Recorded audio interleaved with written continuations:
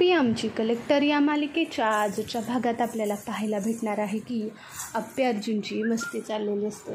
त्यावर अमोल म्हणतो की मला ना आज खूप मजा आली, आज माझ्या बाबांनी मला वाचवलं. तुला माहिती आहे का, बाबांनी असली फायटिंग केली ना, सगळ्या गुंडांना उडवून टाकलं. हे बघून अप्पी हसत म्हणते की तू बघितलंस का हे सगळं. त्यानंतर अमोल म्हणतो की अगं मला दिसत होतं थोडं थोडं. अमोलचं हे नाटक बघून अप्पी हसते आणि म्हणते की ठीक आहे, आता आपण झोपायचं का. अमोल म्हणतो की नाही बाबा फोन द्या. अर्जुन म्हणतो की आता फोनचं तू काय करणार आहेस. अमोल म्हणतो की अहो बाबा द्या तर. तो फोन घेतो आणि म्हणतो की आता आपल्या स्पेशल मोमेंटची सेल्फी तर झालीच पाहिजे ना, असं म्हणून तो फोटो काढायला घेतो. तिघंजणंसुद्धा फोटो काढतात. इकडे स्वप्नील एकटाच खाली उभा राहिलेला असतो. त्याच्याजवळ रुपाली जाते आणि म्हणते की अहो तुम्ही एकटाच इथं किती वेळ बसणार आहात, घरातसुद्धा येणार नाहीत का. स्वप्नील म्हणतो की रुपाली तू इथून जा, मला थोडं वेळ एकट्याला राहू दे, एकट्याला शांत बसू दे. त्यानंतर रुपाली म्हणते की अहो तुम्ही आता माझ्याशी बोलणारसुद्धा नाही आहात का, प्लीज मला माफ करा, माझं चुकलं. स्वप्नील म्हणतो की अगं रुपाली चुकलं कोण आता आणि चुकलं काय, याच्यात काय बोलून उपयोग आहे ना. आपल्याला देवानी आईवडील बनवलं नाही, आता याचं कारण मला कळतं आहे. काही गोष्टी देव बघूनच करतो. रुपालीला खूप वाईट वाटतं. ती रडते आणि म्हणते की आता माझ्याकडे माफी मागण्याशिवाय दुसरं काहीसुद्धा नाही आहे, प्लीज मला एक संधी द्या, मी इथून पुढे असं काहीही करणार नाही. खरं तर मला संधी मागायचीसुद्धा लाज वाटते. स्वप्नील म्हणतो की रुपाली तू हे चुकीचं केलेस. अगं तुझ्या ह्या अशा वागण्याने अमोलच्या जीवावर किती मोठं संकट आलं तू बघितलंस ना तू, आणि त्यातसुद्धा स्पष्टीकरण देत होतीस. अगं तुझ्या ह्या स्पष्टीकरणाला कुठं द्यावं हे तरी कळालं पाहिजे. रुपाली म्हणते की अहो माफ करा, मला खरंच असं नव्हतं करायचं, अमोलसाठी मी काहीही करू शकते.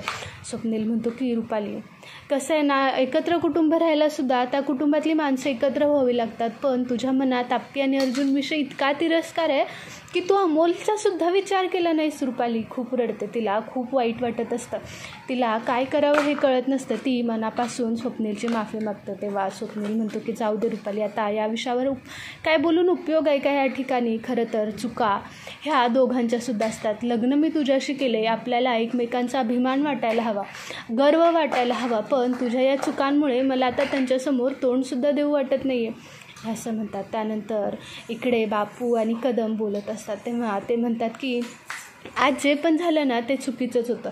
बापू म्हणतात की अहो जे झालं ते झालं, पण शेवटी कुटुंब एकत्र आलं ना याला महत्त्व आहे. बापूंनासुद्धा ते पटतं. बापू दोघंजण खूप हसतात आणि बोलत असतात. इकडे अर्जुन आणि अप्पी अमोलला झोपत असतात. तेवढ्यात अर्जुन उठतो आणि खाली चटई टाकून झोपायला लागतो. त्यानंतर अप्पी म्हणते की अरे अर्जुन तू खाली का झोपतोयस.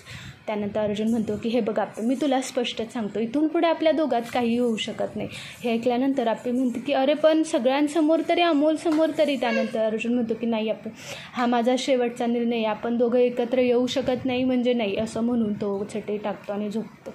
अप्पी त्याच्याकडे बघत राहते, तिला खूप वाईट वाटतं. इकडे मेंटल हॉस्पिटलमध्ये संकल्पला बांधून ठेवलेलं असतं. तिथे तो काम करणारा माणूस येतो आणि म्हणतो की अरे तुझी आई जेलमध्ये गेली. हे ऐकून संकल्प म्हणते की काय. हे ऐकून तो नोकर, काम करणारा जो असतो शिपाई, तो म्हणतो की अरे तुझ्या आईला जेलमध्ये टाकलं, कलेक्टर मॅडमांच्या घरात राहून दगा दिला, जमीन नावावर केली, त्या पोराला किडनॅप केलं, हे सगळं तुझ्या आईनं केलं आणि गेली की जेलमध्ये. हे ऐकून संकल्प म्हणतो काय, आई अप्पीच्या घरात राहत होती आणि अप्पी पुण्यात आहे, मला जावं लागेल, असं म्हणून तो शिपाई एवढं सांगतो आणि तिथून निघून जातो. तो म्हणतो की अप्पे मी तुला सोडणार नाही, तू पुण्यात आहेस, मी येणार, मी यायला लागलो आहे, असं म्हणून तो मोठ्याने हसतो. त्याची ती नेहमीची हसण्याची स्टाईल झोपतो आणि म्हणतो की आता अप्पे मी लवकरच येतो, असं म्हणून संकल्प परत अप्पीच्या आयुष्यात येताना दिसणार आहे. सकाळी बापू कदम मंदिरापाशी बसून बोलत असतात. त्यावर कदम म्हणतात की ही फुई आजी असते ना, घरात लय मोठा गणपती केला असता, पण ह्या मनी मावशीनं मध्येच सगळं सोंग आणलं आणि सगळ्याची वाट लावून टाकली. आपण सण किती उत्सवात साजरा केला असता. हे सगळं अमोल ऐकतो आणि म्हणतो की मनातच म्हणतो की यावेळेस जरी कुठलाही सण साजरा केला नसेल तरी पुढच्या वेळेसचा गणपती आपण धूमधडाक्यात करणार. हे माझं वचन आहे. मी रुपाली आईला आणि बाबांनासुद्धा एकत्र आणणार, मोठे पप्पा मोठे मम्मा एकत्र येणार, आपलं पूर्ण कुटुंब एकत्र आल्यानंतर आपण मोठा गणपती साजरा करायचा, असं तो मनाशीच वचन देतो. इकडे दिप्या कामाला चाललेला असतो. अमोल त्याला सांगत असतो. अमोल चिडवतो दिप्याला. दिप्या त्याचं तोंड धरतो आणि म्हणतो अरे गप मोमा ऐकल, हे सगळं झाल्यानंतर आप्पे अर्जुन आपल्या कामावर निघालेले असतात. तेव्हा बापू बाहेर येतात आणि म्हणतात की आप्पे आणि अर्जुनराव तुम्ही थांबा, मला तुमच्याशी बोलायचं आहे. अर्जुन म्हणतो की बोला ना, काय बोलायचं. हे ऐकून बापू आणि कदम म्हणतात की हे बघा, जे झालं ते झालं, एकमेकांना माफ करून पुढं आयुष्य चालू करा. प्रत्येक वेळेस ते ओढून ताडून नातं खराब होतं. एकमेकांना माफ करून संसार व्यवस्थित होऊ शकतो. प्रत्येक गोष्ट ताणायला नको. अर्जुन म्हणतो की ठीक आहे. तो तिथं काहीही बोलत नाही. ते दोघं चालतात. आप्पे मुद्दामच अर्जुनच्या गाडीत बसते. तेव्हा अर्जुन म्हणतो की आप्पे तू इथे का बसली आहेस. आप्पे म्हणते की हो, मला तुझ्याशी बोलायचं आहे. काय तुझा शेवटचा निर्णय आहे तो मला सांग. हे ऐकून अर्जुन म्हणतो आता माझा शेवटचा निर्णय तुला काय ऐकायचं, सांगितलं ना मला तुझ्यासोबत राहायचं नाही आहे. आप्पे म्हणते की अर्जुन हे असं बोलू नकोस तू, मला माहीत आहे तू काय बोलतोयस. तू पूर्ण शांतपणे विचार कर. कमीत कमी आपण घरातल्यांसमोर तरी व्यवस्थित आणि नीटच वागायला हवं.